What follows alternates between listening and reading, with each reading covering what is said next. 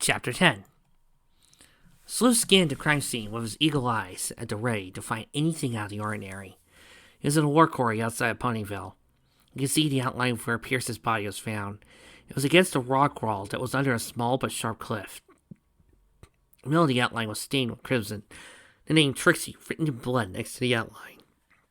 It was a pretty messy scene, but because the body was feasted upon by crows before the body was found by Miss Rarity, she was looking for gems and accidentally stumbled upon the body. It smelled wretched, and he did his best to ignore it. This was the only thing of interest in the entire area. They still haven't found a murder weapon. No hints or other clues have been found yet. One thing about the scene that was odd was the lack of blood. It wasn't consistent with Pierce's injuries. Sleuth felt certain that Pierce was not stabbed here otherwise. The scene would have been covered in blood. The time of death was estimated to be 3 to 5 p.m. 3 days ago. He was stabbed by a short blade, presumably a knife, in the chest, right below his ribs. There were signs that he was kicked in the wound several times from a left hoof. He didn't die right away. Eventually, blood loss had finished him off. He supposed Pierce might have had enough strength to write a dying message after he was thrown into the quarry to die. At that point, were testing the message to see if it matched Pierce's hoof writing. Okay, I'm going to assume that there was a shape changer fault in this frame-up. My suspects right now are the changeling Oculus. Hello. And V. Hi. This was it.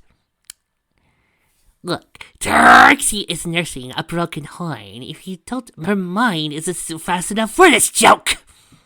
Sorry, Trix. Something shiny caught his eye. A bush a dozen places away. He tried towards it. It looked like a blackberry bush. Its thick leaves and thorns something. Intensely, he used his glove hook to move the branches, careful not to disturb something. Well, well, Sleuth muttered. It was a knife. It looked like a small fruit knife. Expensive and good quality. The blade was covered in what presumably was Pierce's blood. The length of the blade was consistent with Pierce's stab wound. Hey, I think I found something. Get Flat Hoof over here. I don't want to prick myself on these damn thorns. Sleuth was an earthpony and thought it would be easier if a unicorn did this job. Flathoof used his magic to pull out the knife and put it in the evidence bag. CSI team to examine it. Your police do fine work, Detective, a melodious voice said behind him. Sleuth turned and there was Princess Luna. Princess, who let you in? This is a crime scene, remember? Sleuth chided. Princess or not, he didn't like just any pony barging in and disrupting possible evidence. Chief Paulette gave me permission, the princess explained. I see. Sleuth said. How may I help you? I wish to discuss something with you, privately. The princess tilted her head towards an empty building. Sleuth shrugged and followed her. When they arrived, the princess lit her horn, and a bubble surrounded them. There, and now nobody can eavesdrop on us. Luna ruffled her feathers. So? Sleuth said simply. We want to get this conversation done with so you can get back to work. I've reviewed your career so far, and I find it to be exemplary, the princess praised. You have successfully solved many cases. Sleuth shrugged. You brought me here to discuss my performance review? I'm flattered, Your Majesty, but it's not really time. Princess Luna sighed. I won't keep you. I just wanted to say that I found you to be honest and hardworking. You don't seem like the type of pony to be tempted. Is this what this is about? You're afraid a night court might try to bribe me? Sleuth knew Viceroy Nightlight hated Lua Moon, the chief suspect in the case. He couldn't blame the princess for being paranoid. In a word, yes. Be careful and watch yourself, Luna warned. Sleuth nodded. All I care about is the truth. I will not let some over-privileged muck push me around. That is good to hear, the princess sighed in relief. I will find out the truth, Sleuth smirked, even if it turns out to be undesirable. What if it turns out your suit is really guilty? Luna closed her eyes and looked thoughtful. I will accept it. In my long life, I have known many ponies that have fallen from grace, even though they were my dear and beloved by me. All I ask is that you find the truth, even if it is painful. When Sleuth looked at the princess's eyes, for a brief moment he could see every one of Princess Luna's endless, ageless years. She looked so old and haggard, like she was a worn stone down to nothing but the waves of the sea. The pain and sadness in her eyes were unbearable. He looked away. Sleuth coughed. Excuse me, Princess. I need to get back to work. The princess nodded and flew away. Lemon Hearts knocked on her friend Minuet's door. According to her other friend, Twinkle Sign, Twilight Sparkle was living there for a moment. Why? Twinkle wasn't certain. Let me guess Twilight had another falling out with her father. She knew the two weren't exactly on best terms. Their relationship had always been pretty bad. Oh yeah, total empty room flashbacks.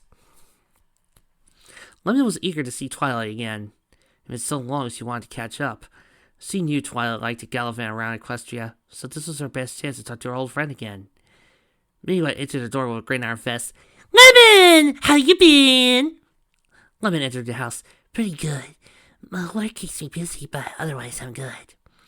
I'll go get some tea. I heard that you've been planning parties for Duke Greengrass now. Minuet said she left the kitchen. A few minutes later, Minuet returned with a tray of tea and some biscuits. Lemon took a cup and sipped it sensually her magic. Yeah, he's a very noticeable stallion, Lemon agreed. Would you believe the last person he did a party for was the Sultan of Naqua? Minuet squealed delight. Oh, did you meet her? Lemon snorted. Of course not. I'm just a party planner. Oh, Minuet said in disappointment. I heard from a little bit. Bernie's has certain Twilight Sparkle staying here. Lemon said eagerly. Minuet made a face. Yeah, she's here, all right. Lemon tilted her head. Is something the matter? She turned my basement into a mad scientist lair. Minuet said in annoyance. Lemon blinked. What? She has it in her head that she needs to become Iron Mirror or something to save Equestria. Minuet sighed. Oh dear, Lemon said in sympathy. She spends all her time down there and rarely gets out. Minuet complained. I think I've only talked to her about a dozen times since she started staying here. Can I give it a try? Lemon suggested. Plus, she wanted to show off the new accessory in her hoof bag. It was nicey looking, so she had no doubt Twilight would love it. Lemon gaped when she entered Minuet's basement. When she was last here, it was mostly just used for storage and had a small room she used for guests. Now it was covered in scientific equipment. Machines whose purpose was lost on Lemon were all over the room. There were beakers on tables full of unknown liquids. Wires were taped to the ceiling. The change was startling. Twilight was in some book. It was in front of a machine, hitting buttons. She was muttering to herself. Hi, Twilight. Nice stuff. Lemon greeted. Twilight gave her no answer. It seemed like it didn't even hear the greeting. It was typical to book-loving nerd. Always lost her own little word. See? Mad scientist! Minuet sighed. Lemon tapped her chin and got an idea. She used her magic to pull the book out of Twilight's hose. What gaped in surprise. Her glasses almost fell off her head. Hey! Hi, Twilight. Lemon greeted again. Twilight dusted her glasses to a more comfortable position and turned. Oh, hi, Lemon Hearts, she said without much enthusiasm. I heard you were a Caroline, and I just had to see you. Lemon exclaimed. She pointed towards her bag's new accessory. What do you think? Pretty cool, huh? It flew to my house through a window. That's nice, Twilight said and turned back to her machine thing. If you would excuse me, I was in the middle of a crystal experiment. Hey! Lemon exclaimed, irritated. Twilight barely got a look at it. Well, where did that come from? Minuet asked. She appeared to get a better look. What even is that? I think some falls through it through my window. Lemon explained. I think it's a toy based off the Galaxy Ranger morphers. I've seen quite a few fools playing with them. And you're using it as an accessory for your bag? Minuet tilted her head. Sure, Lemon exclaimed happily. Just fits somehow. Lemon turned towards Twilight. So you're pretty sure the bookworm was not even listening. Twilight! Twilight eeped. What? She said, annoyed. So, what are you doing anyway? I'm trying to curate my own morpher, Twilight exclaimed. Lemon blinked. You mean, for real? Twilight nodded. She gestured to a small white device hooked by wires. It's a work in progress, but it's going along rather well. Oh, well, huh? Minuet snarked. Last time I saw you trying that good thing to work, it exploded in your face. Literally. Twilight blushed. As I said, work in progress. I'm a scientist. Every great discovery is built off mistakes and trials. This will allow you to transform. That's so cool. Lemon complimented. She'd never seen the Galaxy Rangers in person, but the stories she heard about them were pretty amazing. Twilight nodded vigorously. Then she turned away and started muttering to herself. Then maybe I can, she trailed off. Lemon and Minuet exchanged glances. Is she okay? Lemon whispered. So you never seen Twilight so down. Twilight looked at the further crying. She's been that way ever since she got here. White whispered back. She's been a little unstable. I think the Corvus incident may really hurt her. At one point, Corvus incident? You know, Mila whispered, so quietly Lemon could barely hear her. She got turned into a monster? Lemon gasped. That actually happened? I thought that was a rumor. The papers didn't say anything about it. Look at her. Does that look like a rumor to you? Mila asked. Lemon turned to Twilight again. It looked like to be in a very solemn mood. Twilight was scowling with expressing a full self-hatred. Poor thing, Lemon said so quietly, almost to herself. But not. And now she has it in her head that she needs to fight Corona to make things right. She shook her head. Nothing I said can get her out of it. Oh, Lemon didn't know what to say. Suddenly she had. We could get Twinkle and have a Phillies night out. Lemon figured that might cheer her up a little. Hey, that might work, Mila said in delight. Hey, Twilight. Lemon startled Twilight. I was thinking maybe you're getting some dinner. I'll go and fight Twinkle's time. You wanna come? Twilight shook her head. No, I'm on the brink of finally getting this right. I don't have time.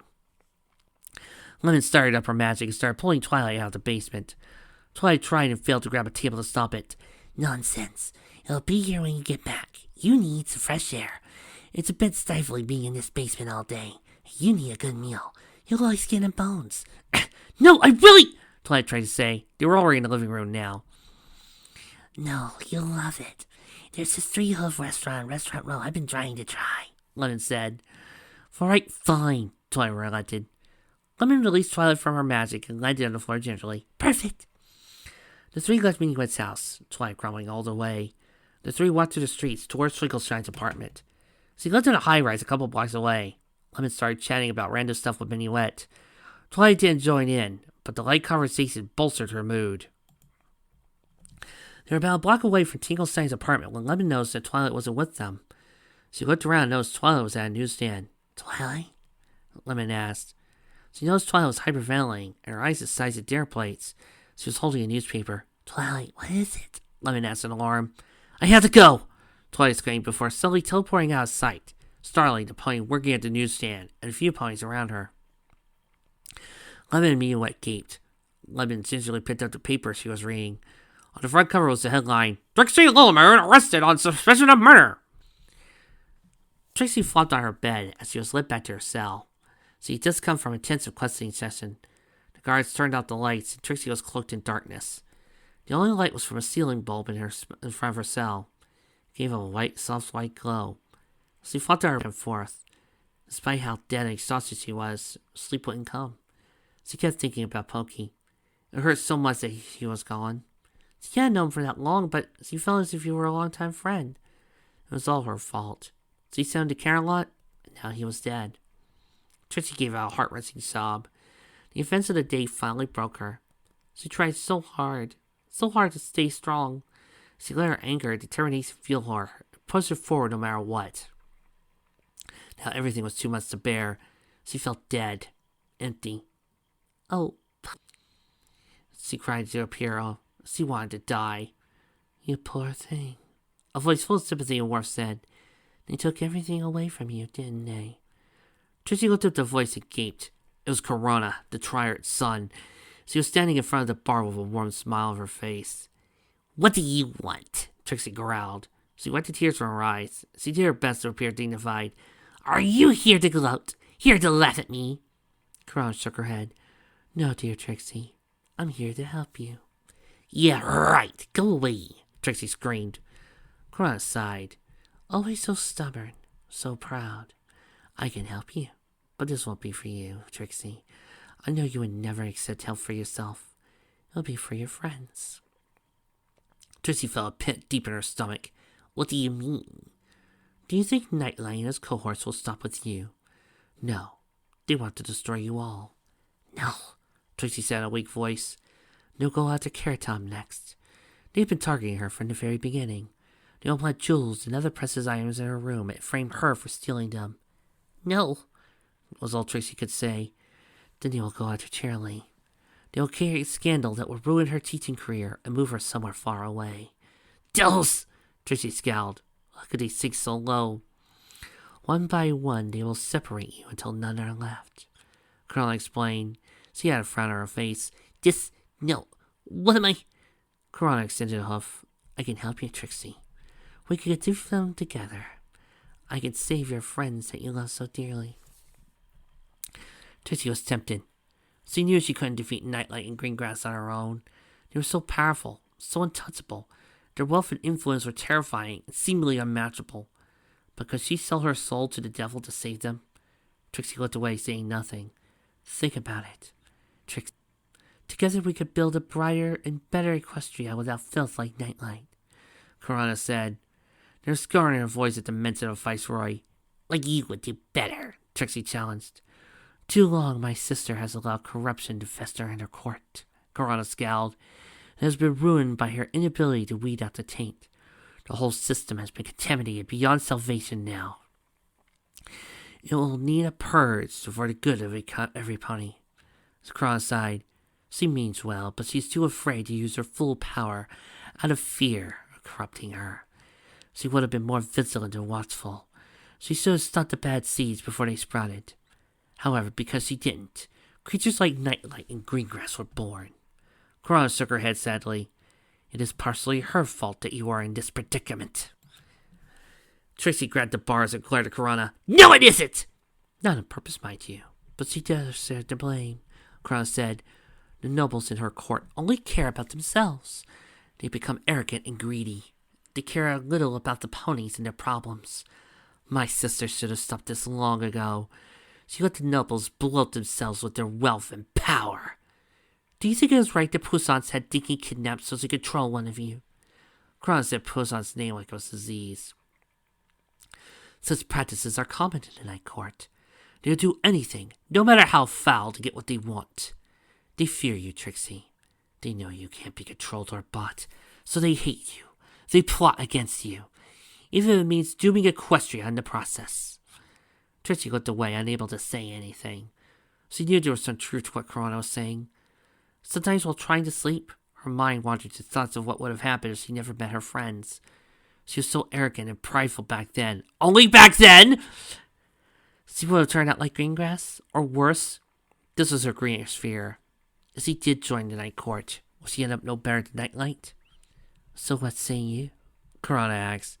She extended her hoof towards Trixie's. Will you help me save Equestria? After a moment, Trixie finally spoke. No. Corona tipped her head. No, truly. Yes, I will find my own way to fix this, Trixie said resolutely. If I gave in to you, Corona, I would be under your control. I will not be controlled by no pony! You or the Night Court. I am the master of my own destiny, so leave! You aren't wanted. Much to Trixie's surprise, Corona was smiling. Okay, who's got money on this being Luna? You're a courageable Trixie Lunamoon. I admire your spirit. The elements of harmony were right to choose you. Very well. Corona turned around. I am eager to see what you will do next. She teleported away, leaving Trixie alone.